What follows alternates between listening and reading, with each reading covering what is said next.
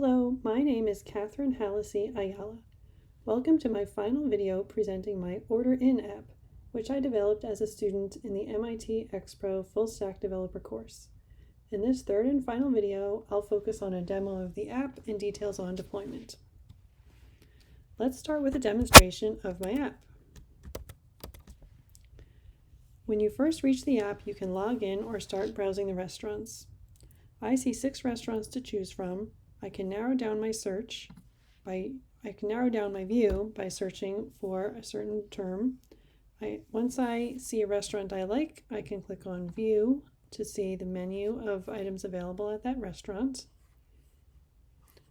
I can choose to add one or more items to my cart. And if I'm not logged in yet, I'm going to have to log in to order. I'm going to log in using an account that I had previously created. And then let's go through the purchasing process. I'll need to enter an address.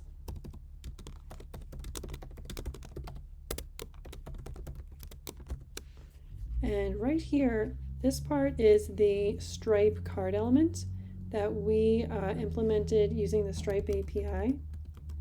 I'm going to enter a series of 42s, which is the Stripe code for a testing transaction. And once I submit the order, the app tells me that my transaction was successful. And I could either continue ordering food or I could log out. You can see logging out clears the cart and also clears the user ID from the navigation bar. So if I were to look at my Strappy content now, on refreshing, you can see that there's a new order here. Let's see, here's our most recent order, 33 Red Bow Lane. That's exactly what we had entered. So our order went through. Next, let's talk about deployment. So although this project was developed under the guidance of course instruction and a tutorial, implementing a deployed working app with a database was an arduous process for me. I learned that I had to deploy my database and its web service separately from the front-end deployment.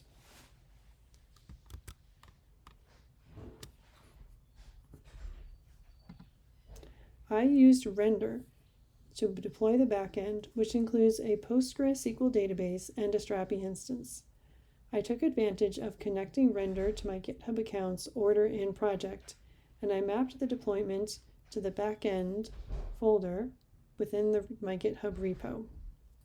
So here you can see my GitHub repo, and here's the backend directory.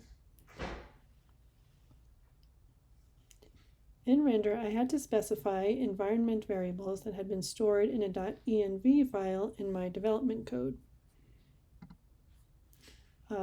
These variables are sometimes sensitive. They're not values that you want to store publicly in a GitHub repository.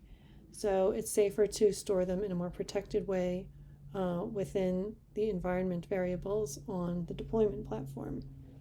I tried to be careful to include all the values that Strappy would need to successfully deploy. Next, I had to deploy my front end, and for that I used the Vercel platform. I took advantage again of the option to connect Vercel to my GitHub account. I pointed my Vercel project to my repo's front-end folder, which you can see here, and that made the deployment process really, really smooth.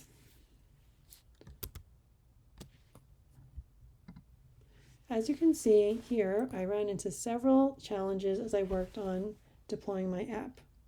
First, since my course spent a lot of time learning Docker, I thought I would use it to deploy. Then, as I took a closer look at Strappy tutorials and documentation on deployment, I learned that I could deploy my small project smoothly using a GitHub connection. Secondly, I didn't quite understand how to create a database for Strappy in a deployment environment. I had to figure out how to connect that database to a Strappy instance, and I had to learn about the expectations of data loaded into Strappy in the development process, and the step of re-entering it in the production environment.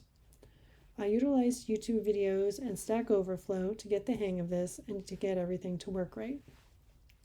The third challenge I encountered had to do with environment variables. The front-end deployment looks for a URL to the Strapi backend in order to interact with the database. I'll show you in my code. This variable, the API URL, is used to interact with GraphQL through an Apollo client. And at first, my API URL was called Strapi URL. That was my environmental variable. And if that was undefined, then my code was looking for the local host, which was my development environment. Initially, the front end encountered an error trying to display the restaurants.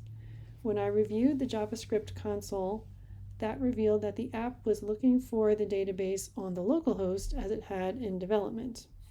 The Strapi URL value was still undefined.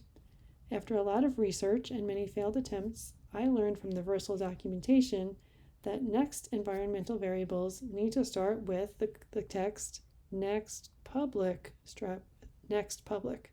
So I appended this phrase to the beginning of my Strapi URL variable.